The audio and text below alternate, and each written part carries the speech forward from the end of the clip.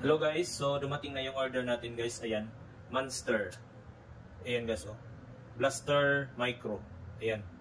So napakaganda nito guys. Ni-review ko to guys. So ayan. Napakaganda. So buksan natin guys. Ayan. So ito yung pinaka-unit niya guys. Ayan. So may clip siya guys. Ayan. Parang ano, may Monster talaga. So tibay guys, oh. Tibay yung ano niya. Yung product. So try natin to guys.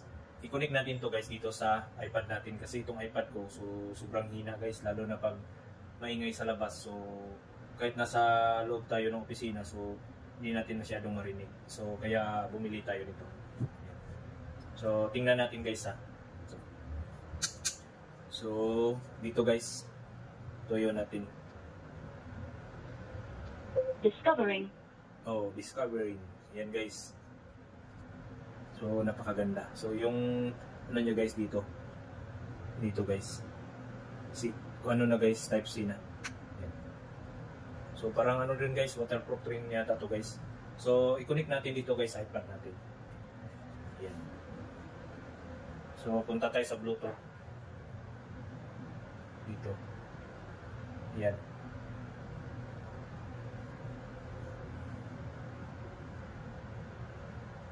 Ayan guys.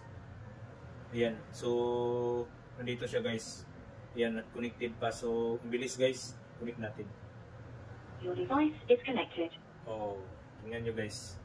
So i-off muna natin guys. Pakinggan muna natin yung sa iPad natin. Your device is disconnected. Okay. So pakinggan muna natin yung sa iPad natin guys.